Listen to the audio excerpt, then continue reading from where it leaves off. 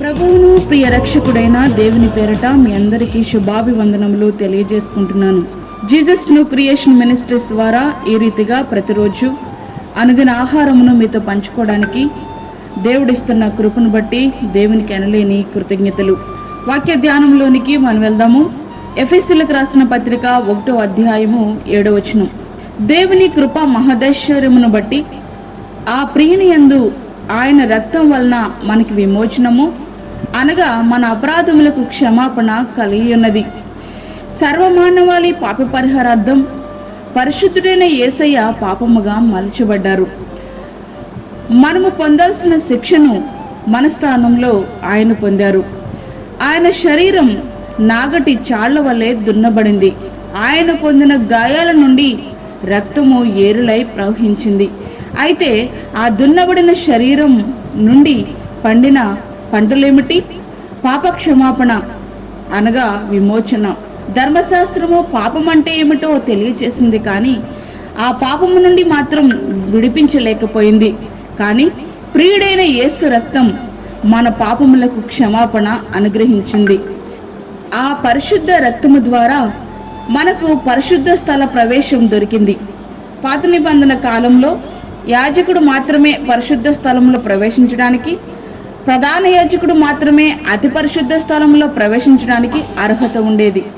కల్వరిలో క్రీస్తు తన ప్రాణమును తండ్రికి అప్పగించగానే దేవాలయపు తెర రెండుగా చినిగిపోయింది. క్రీస్తు రక్తం మనము ధైర్యముగా పరిశుద్ధ స్థలంలో ప్రవేశింపగలిగే అర్హతనిచ్చింది. ఆయన రక్తం వలన పరిశుద్ధ స్థలమందు ప్రవేశించుటకు మనకు ధైర్యము కలిగి ఉన్నది. హెబ్రీయులకు రాసిన పత్రిక 10వ అధ్యాయము 20వ వచనం. అయితే మీరు చీకట్ల నుండి ఆశ్చర్యకరమైన తన వెలుగులోనికి మిమ్మల్ని పిలిచిన వాని గుణాతిశయములను ప్రచురము చేయ నిమిత్తము ఏర్పరచబడిన వంశమును, రాజులైన యాజక సమూహమును, పరిశుద్ధ జనమును, దేవుని సొత్తైన ప్రజలునై ఉన్నారు. 1 పేతురు 2వ అధ్యాయము 9వ వచనం. పాత నిబంధన కాలంలో లేవీలు మాత్రమే యాజకత్వం చేయాలి. ప్రజల పక్షముగా వారే దేవునికి దహన బలులు, సమాధాన బలులు అర్పించాలి. అయితే మనకు బదులుగా విధించబడిన క్రీస్తు అనే పస్కా గొర్రెపిల్ల ఆయనను విశ్వసించిన వారందరినీ యాజకులను చేసింది. మనపైన మరొక యాజకుడు లేడు. నేరుగా మనమే ప్రార్థనా విజ్ఞాపనలతో ఆయన సన్నిధికి వెళ్ళొచ్చు. ఆత్మీయ బలులను మనము అర్పించవచ్చు. ఒకరి నీతి, పరిశుద్ధత, వాని క్రియలు అతనిని నీతిమంతులుగా తీర్చలేదు. క్రీస్తు రక్తం మాత్రమే ఒకరిని నీతిమంతులుగా తీర్చగలదు. కాబట్టి ఆయన రక్తం వలన ఇప్పుడు మీరు నీతిమంతులుగా తీర్చబడి మరింత నిశ్చయముగా ఆయన ఉగ్రత నుండి రక్షింపబడుదుము. రోమీయులకు రాసిన పత్రిక 5వ అధ్యాయము 9వ వచనం. క్రీస్తు రక్తం వలన మనకి స్వస్థత అనుగ్రహించబడింది. మన అతిక్రమ క్రియలను బట్టి అతడు గాయపరచబడిను, మన దోషములను బట్టి నలుగుగొట్టబడిను, మన సమాధానార్థమైన శిక్ష అతని మీద పడిను. అతడు పొందిన దెబ్బల చేత మనకు స్వస్థత కలుగుచున్నది. యెషయా గ్రంథము 53వ అధ్యాయము 5వ వచనం. క్రీస్తు రక్తం వలన మనకు శత్రువునిపై విజయం కలిగింది. వారు గొర్రెపిల్ల రక్తమును బట్టి, తామిచ్చిన సాక్ష్యమును బట్టి వారిని జయించి ఉన్నారు. ప్రకటన గ్రంథము 12వ అధ్యాయము 11వ వచనం. ఆయన ప్రధానులను, అధికారులను నిరాయుధులనుగా చేసి శిలువ చేత జయోత్సవముతో వారిని పట్టి తెచ్చి బాహాటముగా వేడుకకు కనపరిచెను. కొలసీలకు రాసిన పత్రిక 2వ అధ్యాయము 15వ వచనం. క్రీస్తు రక్తం వలన క్రీస్తుకు మనము సమీపస్థులమయ్యాం. అయినను మునుపు మనం దూరస్థులమైనను మీరు ఇప్పుడు క్రీస్తు యేసునందు క్రీస్తు రక్తం వలన సమీపస్థులయ్యున్నారు. ఎఫెసీయులకు రాసిన పత్రిక 2వ అధ్యాయము 13వ వచనం. క్రీస్తు రక్తం వలన బంధకముల నుండి మనకు విడుదల కలిగింది.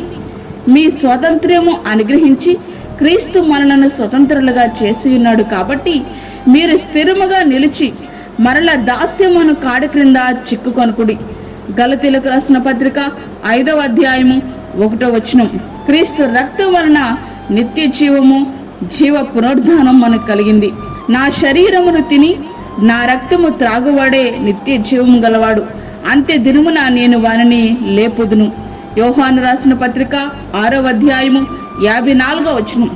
ప్రియ స్నేహితుడా, వాక్యం ఉంటున్నటువంటి ప్రియమైన దేవుని బిడ్డ, క్రీస్తు మరణము ద్వారా మనకు విడుదల సంభవించింది. కాబట్టి మరలా మనము దాస్యమైనటువంటి పాపం అనే దాస్యం అనే కాడి క్రిందికి వెళ్లకుండా మనల్ని మనం కాపాడుకున్నట్టు ఆయన రక్తంలో కడగబడినటువంటి మనము ఆయన రాకడ కొరకు ఎదురు చూద్దాం. అటువంటి కృప ధన్యత ప్రభు మనకి అనుగ్రహించునుగాక. ఆమేన్. వాక్యం విన్నటువంటి ప్రియమైన దేవుని బిడ్డలారా, ప్రార్థనలో ఏకీభవించండి. పరిశుద్ధుడైన తండ్రి, ప్రేమగల యేసు ప్రభువా, శ్రేష్టమైన మరి యొక్క దినము మా జీవితంలో మీరు అనుగ్రహించారు, నీకు వందనాలు. ఈ దినమంతటికి కావలసినటువంటి నీ కృపను మాకు దయచేయండి. ప్రతి విధమైన శోధన, కీడు, ప్రమాదము, తెగులు నుండి మీరు మమ్మల్ని కాపాడండి ప్రభువా. బలహీనులను బలపరచండి. చంటి బిడ్డలను, వృద్ధులను మీరు జ్ఞాపకం చేసుకునండి ప్రభువా.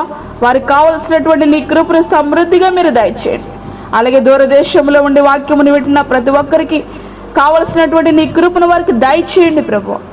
ఓ తండ్రి, అనేక బాధల చేత తండ్రి, ఇబ్బందుల చేత కొట్టిమిట్టాడుచున్న నీ బిడ్డలకు కావలసినటువంటి కృపను సమృద్ధిగా దయచేయండి. గర్భఫలము లేని బిడ్డలకు గర్భఫలము దయచేయండి ప్రభా. జాబ్స్ లేక ఇబ్బంది పడుతున్న వారికి నేను ఉద్యోగం దొరకడానికి సహాయం చేయండి, బలపరచండి. ఈ దినమంతటికి కావలసిన నీ కృపను మాకు దయచేసి మమ్మల్ని మీరు బలపరచమని, మాకు కాదు యెహోవా, మాకు కాదు, సమస్త మహిమ ప్రభావం మీకే ఆరోపించుకుంటూ యేసు పరిశుద్ధ నామమున అడిగి వేడుకుంటున్నాము తండ్రి. ఆమేన్. ఈ యొక్క వర్తమానములు మీ బంధువులకు, మీ స్నేహితులకు షేర్ చేయండి. దేవుని పనిలో మీరు కూడా పాలిభాగస్తులు కండి. అదేవిధంగా మీ ప్రార్థన అవసరతలు మాకు తెలియచేయండి. మా ఫోన్ నెంబర్ 9177377559. దేవుడు మిమ్మును మీ కుటుంబమును దీవించునుగాక. ఆమేన్. దేవుని సేవలో మీ సహోదరి అన్నామణి సాల్మన్.